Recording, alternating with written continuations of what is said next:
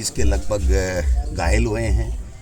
पूरा गांव शोक में डूबा हुआ है और मैं समझता हूं कि मैंने तो मेरी लाइफ में इतना गरीब गांव और इतनी सहनशीलता इसमें, साथ साथ बच्चे चले गए लेकिन फिर भी ये कह रहे हैं कि भाई हमारी बात अगर मान ली होती, बच्चों की बात मान ली होती और ग्राम पंचायत के सरपंच के प्रति और यहाँ के विधायक के प्रति बहुत बड़ा आक्रोश है। मैं राजनीति करने के लिए नहीं आया, लेकिन जो आपने भी देखा होगा कि सरपंच ही बीजेपी का मंडल अध्यक्ष है और इसने ये मरम्मत की। आप देखिए प्लास्टिक के इसके ऊपर क्या सीमेंट ठहर सकती है, ये एल्यूमिनियम का होता है और उसको रख करके और फिर जो वाटर प्रूफिंग का सिस्टम किया जाता है तब जा कर के टपकना रुकता है। इस प्लास्टिक में कैसे रुक सकती है सीमेंट? और पैसे भी उठा लिए और अपनी गलती को छुपाने के लिए उस भवन को तुरंत गिरा दिया। रात को ही इनका दाह संस्कार करने का दबाव डाला गया, इन गांव के लोगों के खिलाफ मुकदमे कर दिए गए। ये तो हिटलर के ज़माने में भी नहीं हुआ था इस तरीके से की तानाशाही। तो कोई बात नहीं, हादसे हो जाते हैं, घटनाएं, हमारी विमान दुर्घटना भी हो गई, लेकिन सरकार ने 1-1 करोड़ रुपए दिया और यहाँ सरकार केवल जो सामान्य 9-10 लाख रुपए जो मिलती है उसमें इतिश्री कर करके और घायलों को तो अभी 1 रुपया भी नहीं दिया। राहुल गांधी जी और खड़गे साहब को जो ही पता चला उन्होंने संवेदना भी व्यक्त की, हमको निर्देश दिए और उस टाइम 2-3 दिन हालात ठीक नहीं थे, यहाँ पर बहुत ज़्यादा आक्रोश था। इसलिए ये आरोप लगते कि ये राजनीति करने के लिए आ गए तो हम लोग नहीं आए। फिर अतिवृष्टि हो गई, अब हम आए हैं।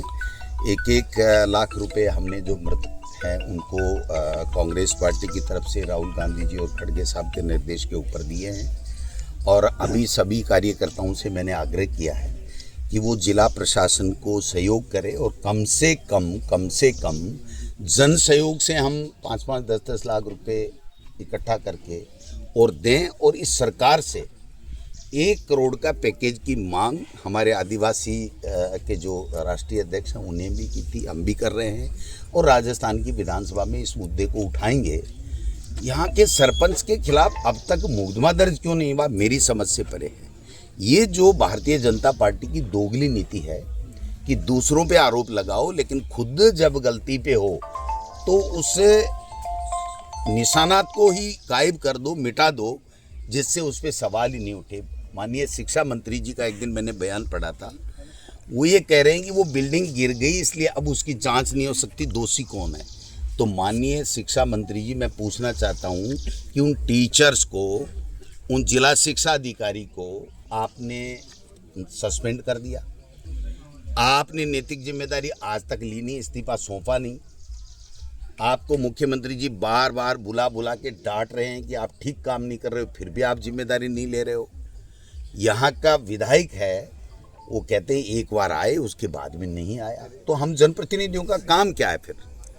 लेकिन शिक्षा मंत्री कह रहे हैं साहब कि आप शिक्षा मंत्री रहे हैं उस टाइम से इस तरीके के हालात हो गए, अपना बजट नहीं दिए। आप 2 साल में क्या कर रहे थे? हमने बजट नहीं दिया होता तो इस प्रदेश के क्या हालात होते, ये कहना बहुत आसान है। ये कहना, ये तो नेहरू जी कोई जिम्मेदार बता रहे हैं जो भी गलतियां हो रही है। ये विमान हादसा हुआ उसमें भी नेहरू जी, इंदिरा जी की गलतियां बता रहे हैं और उनको 1-1 करोड़ रुपए दे रहे हैं। आज 1 महीने बाद में भी बता ही नहीं पाए कि हादसा कैसे हुआ और क्यों हुआ। सवाल ये है कि किसी पे आरोप लगाना, मैंने ये तो नहीं कहा कि इन्होंने मार, इनके सिस्टम ने मार दिया। इनका सिस्टम इतना खराब था कि जब स्कूल बंद हो गई, गांव वालों ने स्कूल को बंद करा दिया, तो किस राजनीतिज्ञ हो चाहे कोई भी व्यक्ति हो, किसने जबरदस्ती इस स्कूल को वापस खुलवाया? उसकी जिम्मेदारी है। शिक्षा मंत्री को अप्रैल में बजट दिया और प्रशासनिक स्वीकृतियां ही नहीं निकली। अब 1.5 करोड़ रुपए अगर 1.25 करोड़ निकाल रहे हैं, ये पहले अगर 2 साल में क्या कर रहे थे साहब? जब पहले मरम्मत की तो उस मरम्मत का बिल कैसे उठा? जब तक ये इस तरीके की प्लास्टिक की लगा करके वाटर प्रूफिंग कर रहे हैं तो क्या सीमेंट ये रोक सकता है? ये सीमेंट रोक सकता है? इसके ऊपर ध्यान नहीं जा रहा है इनका। हमारी भी- सरकार थी तो ये कह करके वो बच नहीं सकते, इनके खिलाफ मुकदमा दर्ज होना आज चाहिए। साथ 13 दिन बाद स्कूल खुले हैं, लेकिन उसके बावजूद भी टीन टप्पर में या चादर तान के चल रहे हैं सर, वो स्कूल। इनकी प्राथमिकता ही नहीं है। इनकी प्राथमिकता है आरएसएस की पाठशाला कैसे लगे, शाखा कैसे लगे, आरएसएस की आइडियोलॉजी बच्चों में कैसे हो। इनके अमित शाह जी कहते हैं कि अंग्रेजी बोलेगा उसको शर्म आएगी, और उसका बेटा धड़ाधड़ अंग्रेजी बोल रहा है। विदेशों में पढ़ रहे हैं ये इनके बच्चे। इन बीजेपी वालों के कितने बच्चे बता दूं जो कॉन्वेंट स्कूलों में पढ़ते हैं, विदेशों में पढ़ते हैं, और ये कहते हैं नहीं, इन गरीबों के लिए कह रहे हैं कि ये पढ़ नहीं जाए, अगर पढ़ जाएगा तो सवाल पूछेगा, और सवाल पूछने वाला इनको नहीं चाहिए। यहाँ मुझे ये भी पता लगा है कि जब ग्रामीणों में आक्रोश था और धरने पे बैठे, तो आनन फानन में रात को ये कराने के लिए कि अभी दाह संस्कार कराओ और इसको सारे मामले को, झंझट को ख़त्म करो, इसके लिए मुकदमे भी दर्ज हुए हैं।